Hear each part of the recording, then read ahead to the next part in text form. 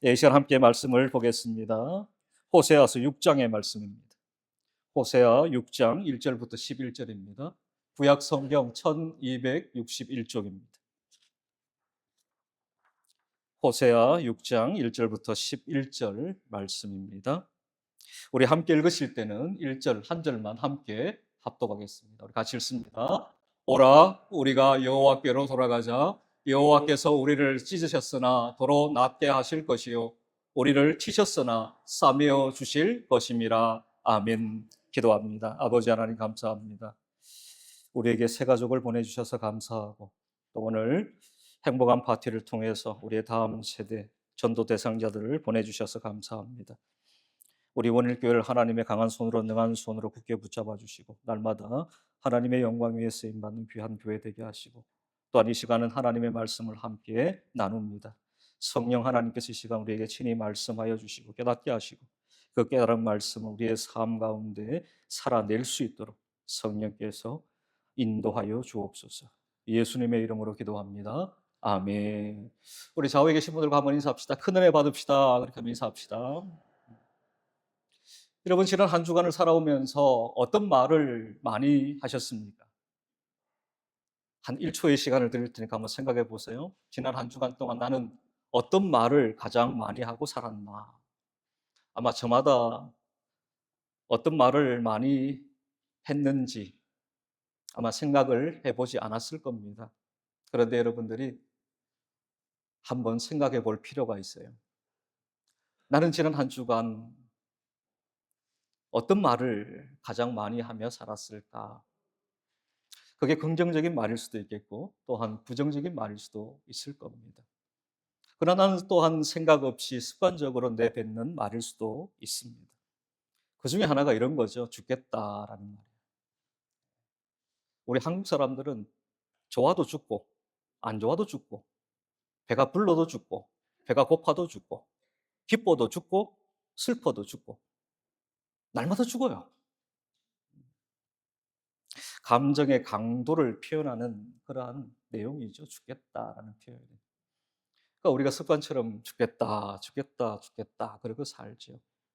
그런데 오늘날 우리가 살아가는 지금 이 시대가 참 죽겠다라는 말을 내뱉을 수밖에 없는 그러한 상황 가운데 우리가 놓여 있고 우리가 살아가는 것 같습니다. 절망이 뭘까요? 절망. 절망의 반대는 뭐죠? 희망. 절망이 뭘까요? 그럼 반대로 희망은 뭘까요? 쉽게 말하면 이겁니다. 살 길이 없다. 절망이. 살 길이 있다. 희망이 되는 겁니다. 아멘. 우리의 인생은 어떻습니까? 살 길이 있습니까? 살 길이 없습니까? 어떻게 생각하십니까?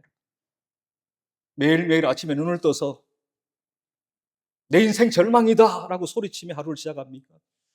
아니면 내 인생도 소망이 있다, 희망이 있다, 그리고 하루를 시작하십니까? 여러분 어떠세요? 어떤 분들은 내 인생에 소망이 없어, 내 인생은 희망이 없어, 이래 살다가 죽는 거지 뭐, 그리고 하루를 시작하는 분이 있고, 내 인생에 참된 소망이 있어, 희망이 있어, 오늘 하루도 힘있게 한번 살아보자, 그리고 하루를 시작하는 분이 있을 겁니다. 제가 좀 전에 말씀을 드렸듯이 살 길이 없으면 절망이에요. 그러나 살 길이 있으면 희망이요 소망입니다. 오늘 성경은 우리에게 살 길이 있다라고 말씀합니다. 이 말씀을 붙들고 절망의 인생이 소망의 인생으로 바뀌어지는 하나님의 은혜가 있기를 주님의 이름으로 축복합니다. 오늘 본문을 보면은 호세아 선지자는 이스라엘 백성들에게 유일한 살 길이 있음을 제시해 줍니다. 이 살 길은 이 시대를 살아가는 우리 모두에게도 동일하게 유효한 살 길입니다. 우리의 살 길은 오늘 본문은 크게 세 가지를 우리에게 말씀해 줍니다. 한번 따라해 볼까요? 우리의 살 길은 여호와께로 돌아가자. 다시요. 돌아가자. 누구께로 돌아간다고요? 여호와께로 돌아가자. 이것이 바로 우리의 살 길입니다. 1절을 보십시오. 오라 그렇게 말씀을 하죠. 주의를 집중시키는 말씀입니다. 오라 우리가 여호와께로 돌아가자 이렇게 말씀합니다. 여기에 돌아가자라는 히브리어는 슈브라는 단어입니다. 이 뜻은 이것입니다. 원래 있는 자리로 되돌아간다라는 의미가 있어요. 그렇다면 이스라엘 백성들이 본래 있던 자리는 어디입니까? 하나님의 품이었습니다. 하나님의 품 안이었습니다. 그런데 그 이스라엘 백성들이 본래 있어야만 하는 하나님의 품을 떠나 다른 자리에 지금 가 있는 겁니다. 하나님이 아닌 우상을 숭배하는 우상 숭배의 자리에 그들은 가 있는 것입니다. 우상 숭배에 빠져서 하나님을 떠나고 하나님을 버리고 말았던 것입니다. 이 호세아서를 보게 되면 하나님과 하나님의 백성, 이스라엘 백성들과의 관계를 어디에 빗대어서 말씀하고 있느냐? 호세아 선지자와 호세아 선지자의 아내인 고멜에 빗대어서 보여주고 있습니다. 호세아의 아내 고멜은 누구와 함께 살아야 합니까? 누구의 품 안에 있어야 합니까? 남편 호세아 선지자와 함께 살며 그 호세아 선지자의 품 안에 있어야만 했습니다. 그런데 성경을 보면 고멜은 그렇게 하지 않습니다. 남편인 호세아 선지자의 품을 떠나서 낯선 남자들의 품에 안겨서 웃음을 팔고 몸을 파는 그러한 인생으로 살아가고 맙니다. 따라서 이스라엘 백성들에게 주는 메시지는 매우 분명합니다. 다시 원래의 자리, 본래의 자리로 되돌아와야 한다. 이것이야말로 너희가 사는 길이다. 지금 이 시간 우리는 곰곰이 우리 자신을 돌아보아야 합니다. 나는 지금 어디에 서 있느냐는 거죠. 원래 내가 있어야만 하는 그 자리에 나는 서 있느냐? 아니면 그 자리를 떠나서 다른 곳에 서 있지는 않는가라는 것입니다. 성경은 우리에게 분명하게 살 길을 말씀해요. 오라! 우리가 여호와께로 뭐 하자? 슈브하자는 거예요. 돌아가자라는 것입니다. 그러지 않으면 우리에게 살 길이 있다 없다? 없다는 거예요. 그러나 반대로 우리가 여호와 하나님께로 돌아가기만 하면 우리에게 분명한 살 길이 열린다. 따라서 돌아가자라는 말은 이스라엘 공동체의 신앙의 갱신과 진정성 있는 회개를 촉구하는 것입니다. 하나님의 백성들이 다시금 하나님께로 되돌아가는 길만이 살 길이다. 이것을 호세아 선지자는 말씀하고 있습니다.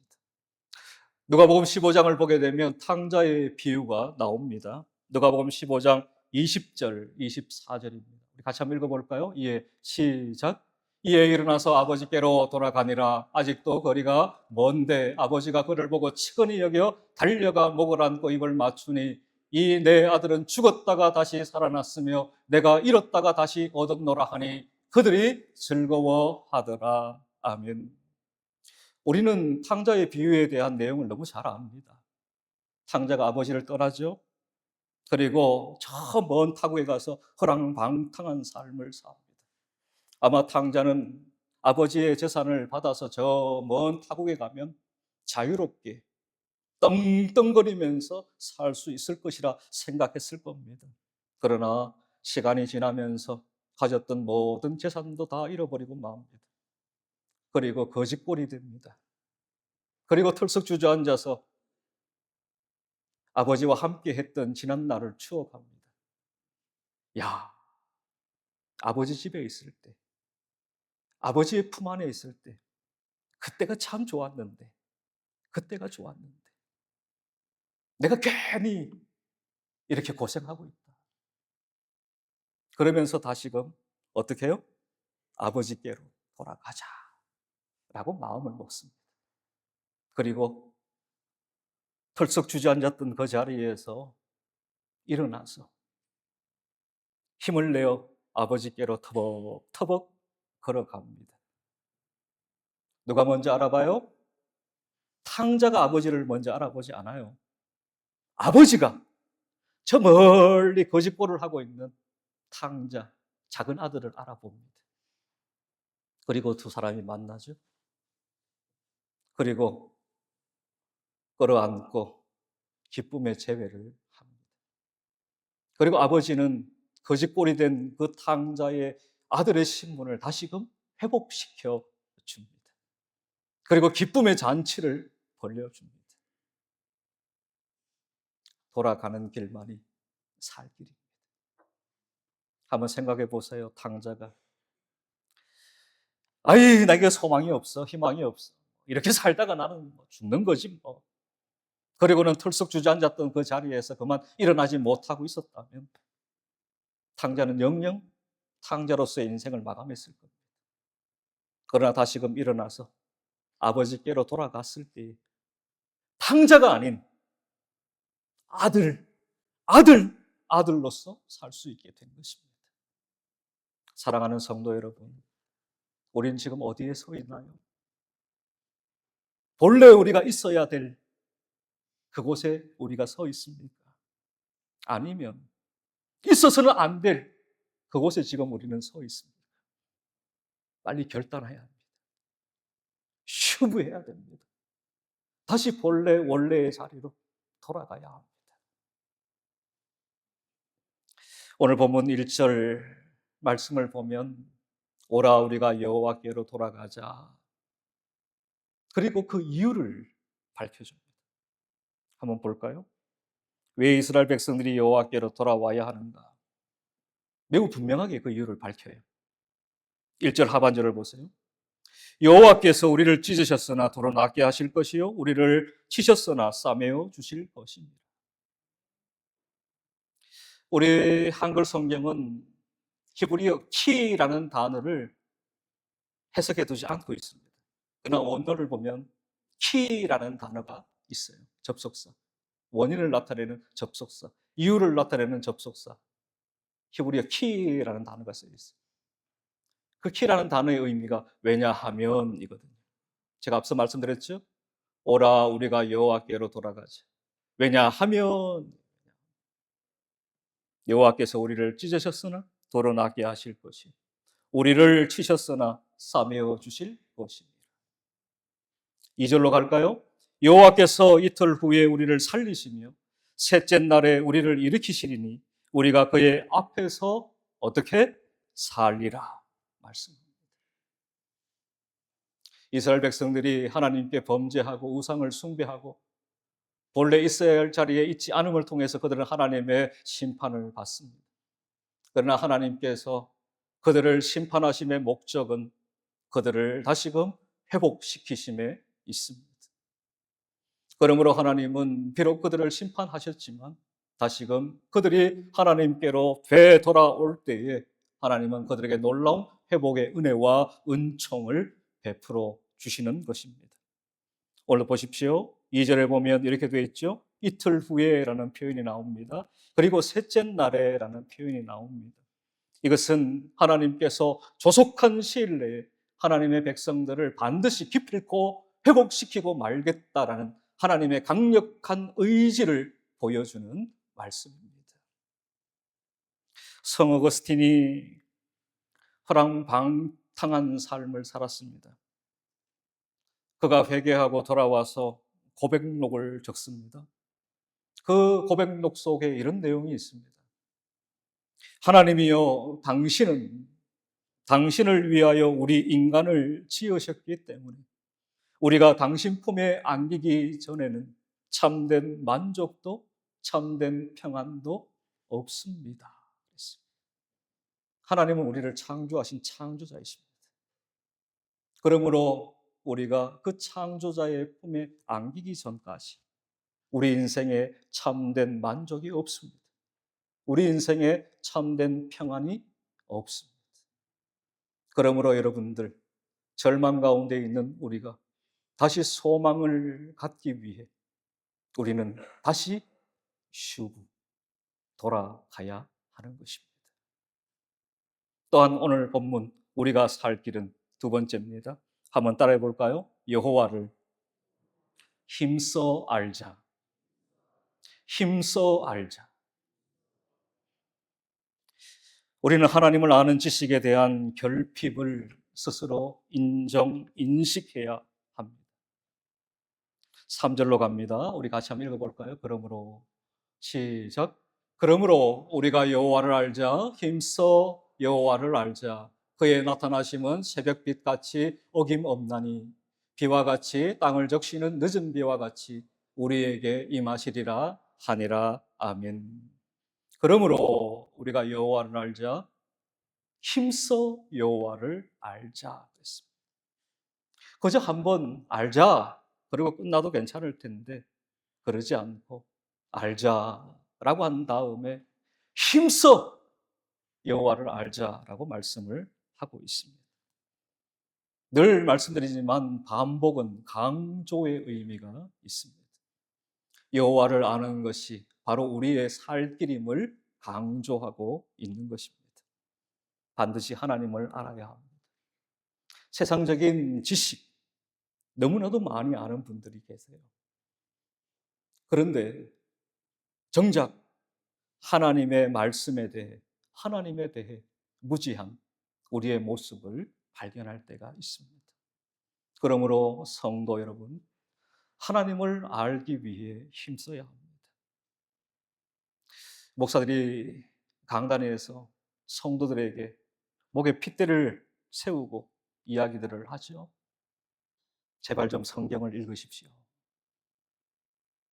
제발 좀 성경을 읽으십시오. 그렇게 권면을 합니다. 그 이유가 바로 여기에 있습니다. 하나님의 말씀인 성경은 성령의 감동에 의하여 기록된 말씀이에요. 성령은 하나님의 영이십니다. 성령은 그리스도의 영이십니다. 그러므로 하나님에 대해, 그리스도에 대해 성령은 너무나도 잘 아세요. 그리고 성경의 원저자가 성령 하나님이십니다. 그러므로 우리가 하나님을 바르게 알기 위해서 우리에게 주신 이 하나님의 말씀, 이것을 날마다 우리가 가까이 하고 또한 그 말씀을 읽고 상고해야만 하는 것입니다. 그래야만 우리는 진정 하나님을 바르게 알 수가 있습니다.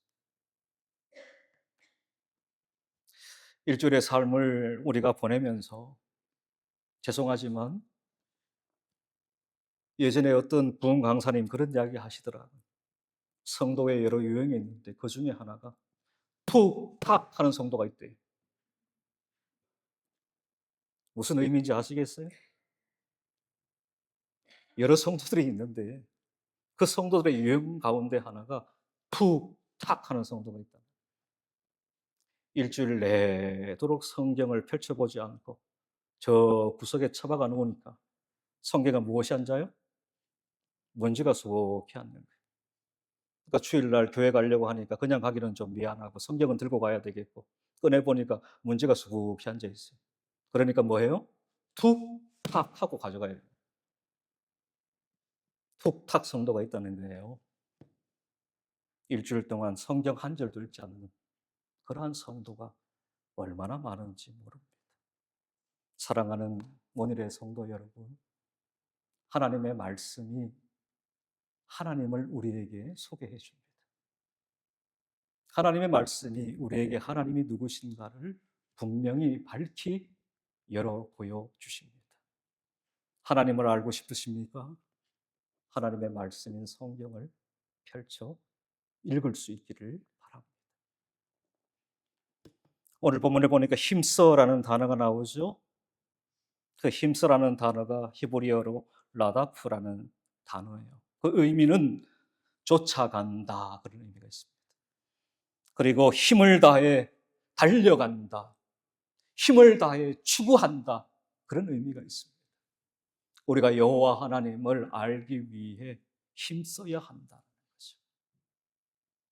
최선을 다해야 한다. 전심전력해야 된다는 것입니다. 전력 투구해야 한다는 것입니다. 잠언 8장 17절입니다.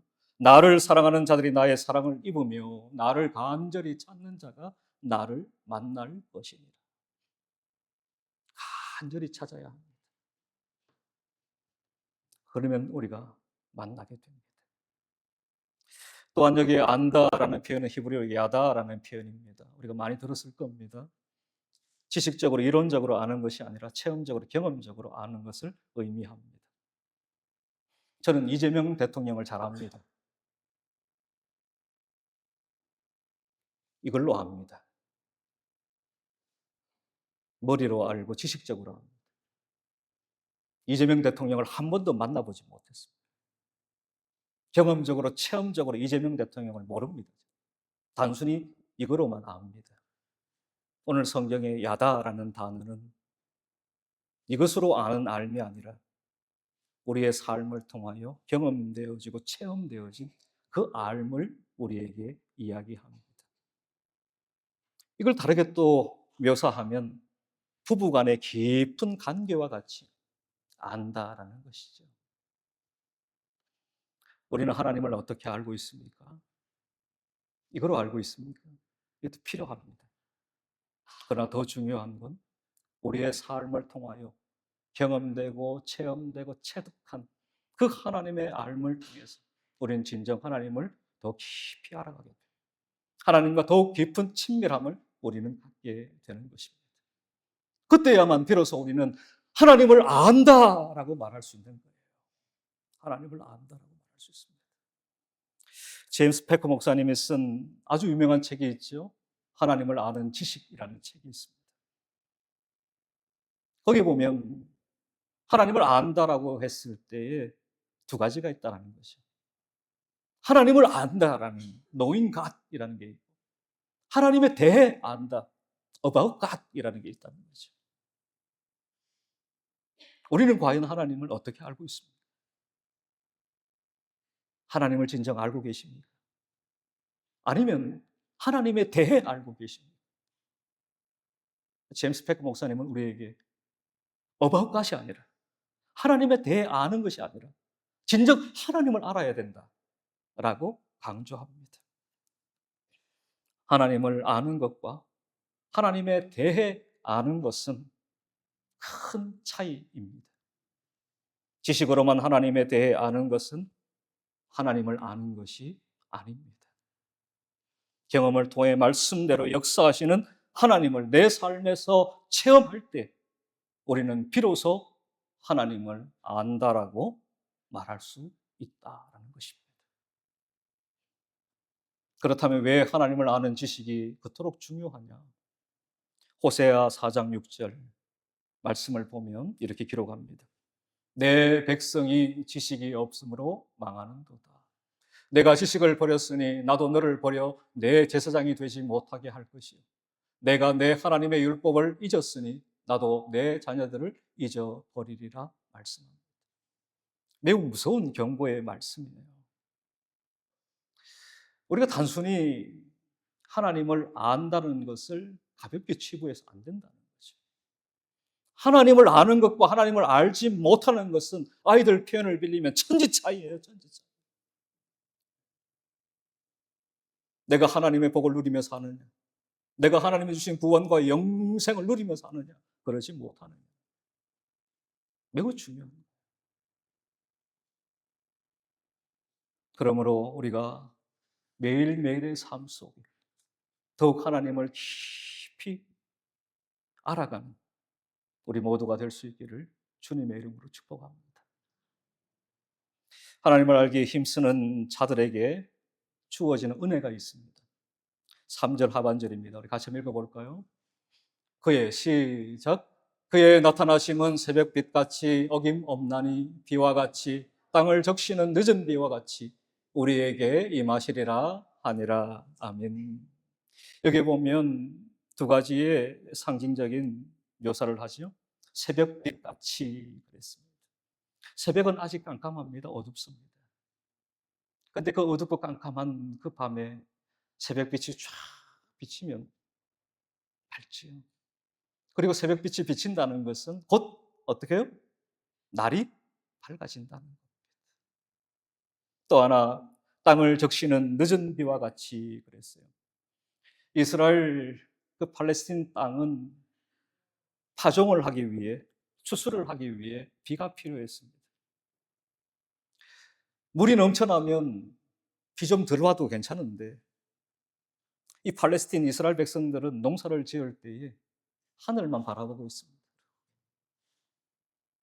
씨를 뿌릴 때 비가 와줘야 돼. 이른 비가 와줘야 돼.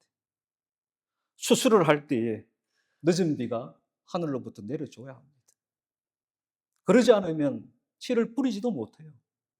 그러지 않으면 추수도 할 수 없는 그러한 땅입니다. 그러한 이스라엘 백성들에게 이보다 놀라운 축복이 없는 거죠. 땅을 적시는 늦은 비같이 그랬어. 너희가 힘써 지은 그 농사, 그 농사에 추수를 할 수 있도록 늦은 비를 내려주십니다. 하나님의 백성들에게 풍요로움을, 풍성함을 베풀어 주시겠다라는 약속의 말씀입니다. 어떠한 자에게요? 힘써 여호와를 아는 자들에게 이와 같은 약속의 복을 하나님이 주시겠다라고 말씀합니다. 시편 34편 8절입니다. 너희는 여호와의 선하심을 맛보아할지어다. 그에게 피하는 자는 복이 있도다. 여호와를 힘써 아는 자에게 여호와의 선하심을 맛보아 아는 복을 약속합니다.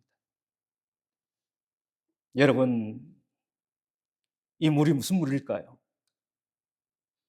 물 떠온 하인만 알더라. 물 떠다 놓은 집사님만 알더라.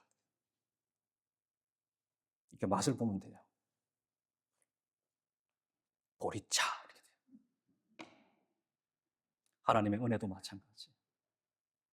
맛보아 아는 겁니다. 하나님의 은혜가 그럴 거야. 하나님의 은총이 그럴 거야. 그것이 아니라 내 삶에서 직접 하나님의 은혜와 은총을 어떻게 해야 된다고요? 맛보아 아는 것이. 그런 은혜가 여호와를 힘써 아는 자에게 있습니다. 마지막입니다. 따라합시다. 우리가 살 길은 서로 사랑하자.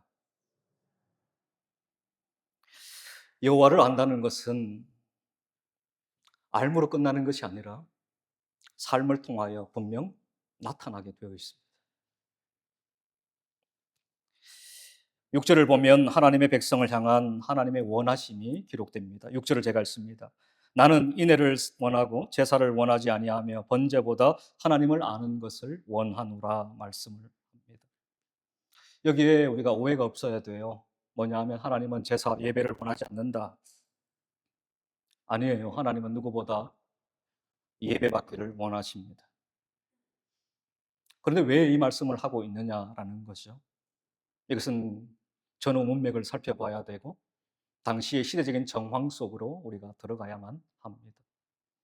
하나님을 믿는 하나님의 백성들이 하나님께 제사를 드렸습니다. 안 드린 게 아니었습니다. 그러나 그들이 하나님 앞에 드린 제사는 너무나도 가식적이고 형식적인 것이었습니다. 지금까지 우리 조상 때부터 하나님께 제사를 드려왔기 때문에 그저 조상들이 했던 대로 우리도 마지못해 하나님께 제사를 드린 것입니다. 제사를 드리면서도 그들은 우상을 섬겼습니다. 이 종교 혼합주의라고 그러죠. 하나님도 제사하고 이방 우상도 제사하는 그러한 종교 혼합주의에 빠져 그들은 살았습니다. 그들은 또한 하나님 앞에 제사를 드리면서도 가난하고 또한 약한 자들, 그들을 억압했습니다. 착취했습니다. 탄압했습니다. 그들의 피를 흘리게 만들었습니다. 그들의 가진 것들을 빼앗아 버렸습니다. 이러한 삶에 대해서 지금 말씀하고 있는 것입니다. 너희가 다시금 살기를 원한다면 하나님을 힘써 알을 통해서 그 암 속에서 이제는 그 알을 너희의 삶 속에 온전히 실천하고 살아내어야 한다라는 말씀을 하고 있습니다. 하나님 앞에 거저 형식적인 제사가 아니라 삶 속의 진정한 제사, 삶 속에서 진정한 예배를 드려야 한다는 것이죠. 우리는 일주일에 한 번 이렇게 모여서 공적인 예배를 드립니다. 그러면 1시간 예배를 드리고 난 다음에 예배당 문을 열고 나가면 일주일 동안의 삶은 예배와는 전혀 상관없는 빠이빠이 하고 살아갈 때가 참 많아요. 예배당을 들어올 때는 성도라는 옷을 딱 걸쳐 입고 들어옵니다. 그런데 예배당을 나설 때는 성도라는 옷을 교회에다가 다 벗어놓고 집으로 돌아갑니다. 내가 1시간 예배 드렸으니까 하나님이 나를 봐주겠지. 1시간 내가 예배를 드렸으니까 한 주간의 삶 속에 어려움이 없겠지. 하나님께서 내게 필요한 모든 것들을 때를 따라서 공급해 주시고 풍성하고 충만하게 하시겠지. 그리고는 우리는 우리의 삶의 현장으로 나아가죠. 그러나 하나님이 원하시는 건 그것이 아니다라는 것을 우리에게 일러줍니다. 예배가 곧 삶이요, 삶이 곧 예배가 되어야 하는 거죠. 1시간의 예배를 통해서 은혜를 받았습니까? 그러면 그 받은 은혜를 가지고 이제는 삶 속에서 살아내어야 하는 것이죠. 더 충만한, 더 풍성한 삶의 예배가 우리 가운데 이루어져야만 하는 것입니다. 인애가 사랑이 열매라면 인애라는 열매를 맺을 수 있는 동기가 앞서 살펴보았던 하나님을 아는 지식입니다. 왜냐하면 하나님을 아는 지식이 있어야 하나님이 나와 우리를 통해 무엇을 기뻐하시는지, 무엇을 원하시는지를 알 수 있기 때문에 그렇습니다. 우리는 우리의 삶 속에 예배에 합당한 삶의 열매를 맺으며 살아가야 합니다. 이것이 또한 우리의 살 길이라는 것을 우리에게 말씀합니다. 오늘 본문에 등장하는 이스라엘 백성들의 삶의 모습을 이렇게 빗대어 말씀을 하죠. 4절을 보세요. 너희의 인애가 아침 구름이나 쉬 없어지는 이슬 같도다. 아침 구름, 비를 머금고 있지 않은 구름, 아침이 되면 다 사라지고 마는 거죠. 한 방울의 비도 내리지 못해요. 또 하나, 쉬 없어지는 이슬 같도다. 그랬습니다. 이슬이 자욱하게 끼었습니다. 그런데 태양이 떠오르니까 안개가 흔적도 없이 사라져. 너희의 인애가, 너희의 사랑이 이와 같다라고 말씀하는 거죠. 야고보 사도도 이율배반적인 사랑에 대해서 경계한 바가 있습니다. 요한일서 4장 20절입니다. 우리 같이 읽어볼까요? 누구든지 시작. 누구든지 하나님을 사랑하노라 하고 그 형제를 미워하면 이는 거짓말하는 자니 보는 바 그 형제를 사랑하지 아니하는 자는 보지 못하는 바 하나님을 사랑할 수 없느니라. 아멘. 야고보 사도는 우리에게 이것을 경계해 줍니다. 하나님을 사랑하는 자는 하나님을 사랑함과 동시에 내 주변의 이웃들을 사랑해야 한다는 거죠. 내 주변의 이웃을 사랑하는 모습을 통해서 우리는 하나님 사랑을 보여주게 되는 거죠. 하나님을 아는 것과 사랑하는 것은 마치 동전의 양면과 같은 거예요. 하나님을 진정 아는 자는 하나님을 사랑하게 됩니다. 또한 하나님을 사랑하는 자는 내 이웃을 사랑하게 됩니다. 하나님을 아는 것만큼 우리는 하나님을 사랑하게 돼요. 하나님을 사랑하는 것만큼 우리는 이웃을 사랑하게 됩니다. 요한일서 4장 11절과 12절 말씀을 제가 읽고 말씀을 맺습니다. 사랑하는 자들아 하나님이 이같이 우리를 사랑하셨은즉 우리도 서로 사랑하는 것이 마땅하도다. 어느 때나 하나님을 본 사람이 없으되 만일 우리가 서로 사랑하면 하나님이 우리 안에 거하시고 그의 사랑이 우리 안에 온전히 이루어지느니라. 아멘. 우리의 살 길은 슈브 여호와께로 돌아가는 길입니다. 우리의 살 길은 여호와를 힘써 아는 것입니다. 우리의 살 길은 아는 것만큼 행하며 사는 것입니다. 기도하겠습니다.